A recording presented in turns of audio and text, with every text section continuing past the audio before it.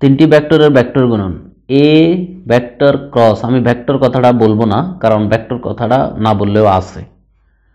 তো A vector cross B vector cross C vector equal to A vector dot C vector into B minus A vector dot B vector into C.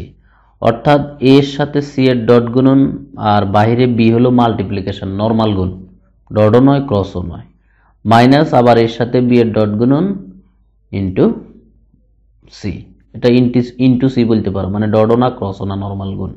তাহলে A dot C into B minus A dot B into C, ঠিক আছে? এটা থেকে এটা আমাদের প্রমাণ করতে হবে। তো আমাদের প্রমাণটা এমনিতে সহজ, তবে তোমাদের যে তিতাস পাবলিকেশনের বই ম্যাক্সিমাম স্টুডেন্টদের কাছে, এখানে জিনিসটা অনেক সংক্ষেপে করা, শেষের দিকে এসে অনেক সংক্ষেপে করে ফেলছে। এই জন্য আমি অন্তত এই প্রমাণটা এইখান থেকে করাবো না।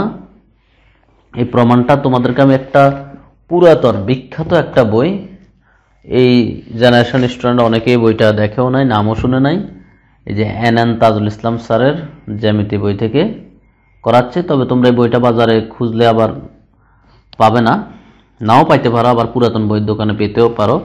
এন তাজুল ইসলাম স্যারের জ্যামিতি বই থেকে আমি এটা করানোর চেষ্টা করতেছি।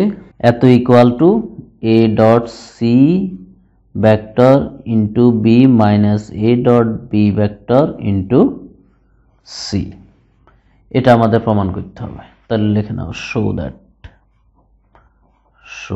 দ্যাট, এটা আমরা প্রমাণ করব, ঠিক আছে? তো প্রমাণ আমরা শুরু করব, তার আগে কিছু কথাবার্তা আমাদের লিখতে হবে। প্রথমে আমরা এই ভেক্টর যে এ বি সি তিনটা ভেক্টর আছে তাদের অবস্থান ভেক্টরটা আমরা একটু ধরে নিই। মনে করি a vector equal to I a1 plus j a2 plus k a3, b vector সমান সমান I b1 j b2 k b3, c vector সমান সমান I c1 j c2 k c3, এটা আমরা ধরে নিলাম। এখন দেখো আমরা প্রথমে আমাদের লেফট সাইডের দিকে যদি তাকা, আমরা প্রথমে বি ক্রস সি এর মানটা বের করব আমাদের স্বাভাবিক দুইটি ভেক্টরের ক্রস গুণনের নিয়ম অ্যাপ্লাই করে। নাও বা এখন আমরা তো বাংলা লিখতেছি অবশ্য, এখন A B cross C equal to আমাদের ওই যে স্বাভাবিক নিয়মের আই জে কে, বি ভেক্টরের অবস্থান ভেক্টর তো b1 b2 b3, b1 b2 b3। এবার আসো সি, c1 c2 c3। আমরা এখান থেকে আমরা এখন মানগুলা যদি বের করি, বি ক্রস সি এর মান আর কি, বি ক্রস সি মানে বি আর সি এর ভেক্টর গুণন। তাহলে আই বরাবর তোমরা জানো সারি বাদ কলাম বাদ দিলে b2 c3, এটার সাথে এটার গুণ মাইনাস আবার b3 c2 প্লাস যদি আমরা এখানে দিই তাহলে আমাদের এখানে দিকটা ঘুরে যায়, আর মাইনাস দিলে দিক ঘুরবে না। যেমন যে বরাবর সারি বাদ কলাম বাদ, এখন আমরা ওই যে আর গুণনের মতো এখন এই দিক থেকে b3 c1 minus b1 c3।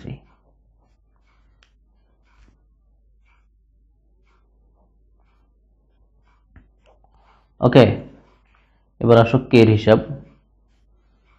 Plus কে ভেক্টর, আবার এটা বাদ আগের দিকের থেকে b1 c2 minus b2 c1, এই হলো আমাদের এই অংশের মান। এখন আমাদের এই অংশের সাথে মানে আমাদের এখন এ ক্রস বি ক্রস সি এটা বাইর করতে হবে। এখন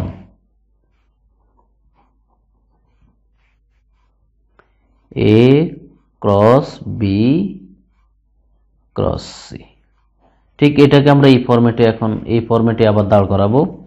তো জায়গা যাতে শর্ট না হয় আমি নিচে নিচে লিখতেছি।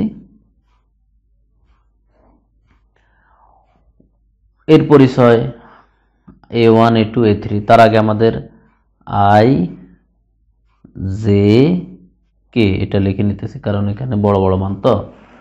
A1 A2 A3, A1 I সোজা, J সোজা A2, K সোজা A3। এখন দেখো এই B ক্রস C কে আমরা এখন একটা ভেক্টর চিন্তা করব।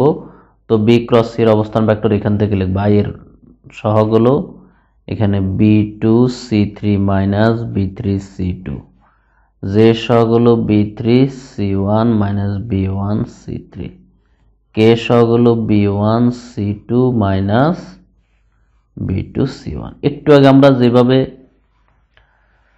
এটার ক্যালকুলেশন কমপ্লিট করছি ঠিক সেম ভাবে এখানেও আমরা ক্যালকুলেশন কমপ্লিট করব। তবে আমাদের কিছু কৌশল অবলম্বন করলে ক্যালকুলেশন করতে সহজ হয় আর কি। যাই হোক, একটু পরে কৌশলটা তোমাদের বলবো।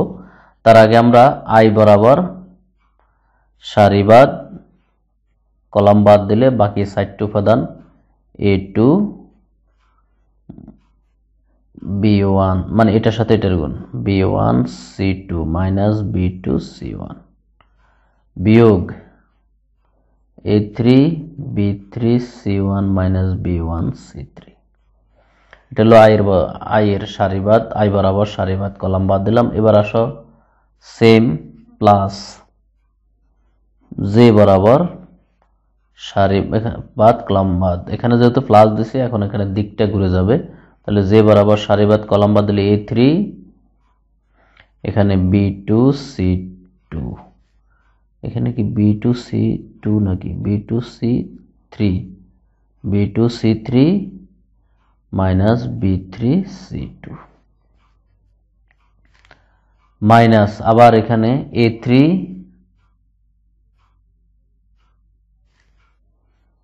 আমাদের এখানে, তাহলে এখানে আমরা যেটা করলাম J এর জন্য A3 এর সাথে এটার গুণ, এখন A1 এর সাথে আবার B1 C2 minus B2 C1 এর গুণ, A1 B1 C2 minus B2 C1 এর গুণ। এবং K এর অংশটা আসো একইভাবে K এর জন্য এটা বাদ এটা বাদ, A1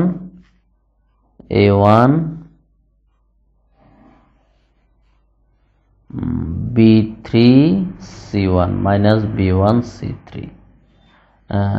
B3 C1 B1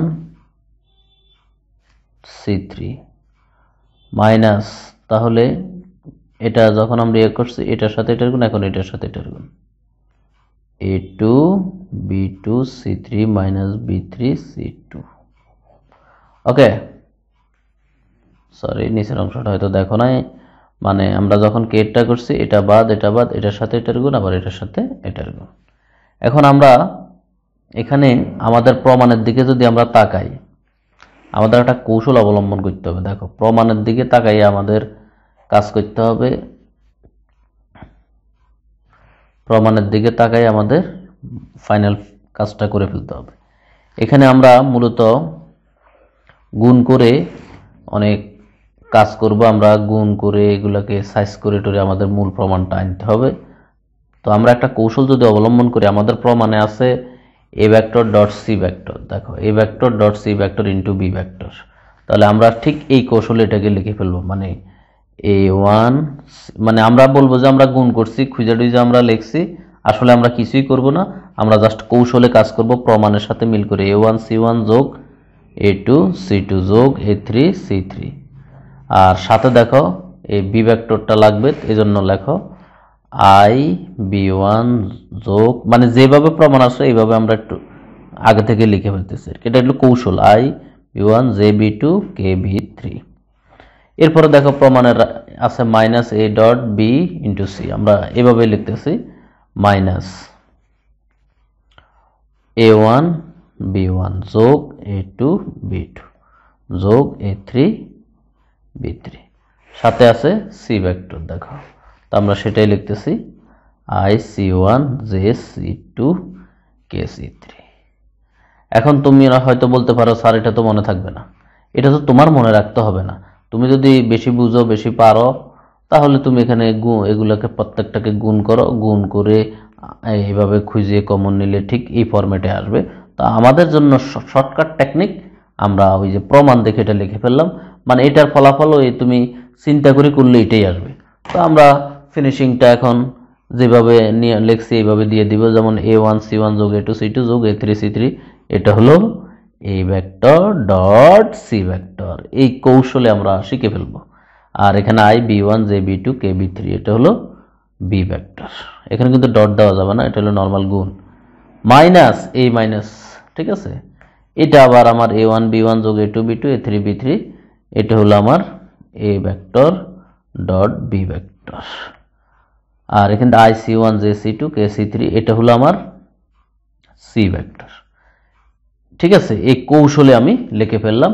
যদি এই কৌশল আমরা অ্যাপ্লাই না করি তাহলে এই গুণটা করতে গেলে অনেক সময় প্যাচ লেগে যাবে, জটিলতা সৃষ্টি হবে, অনেকে মিলাইতেও পারে না। যাই হোক, আমরা রাইট সাইড নিয়ে আসলাম। আশা করি তোমরা বিষয়টা বুঝতে পেরেছো। এখানে আমরা যে কৌশল অ্যাপ্লাই করেছি সেটা বুঝতে পেরেছো। ধন্যবাদ সবাইকে।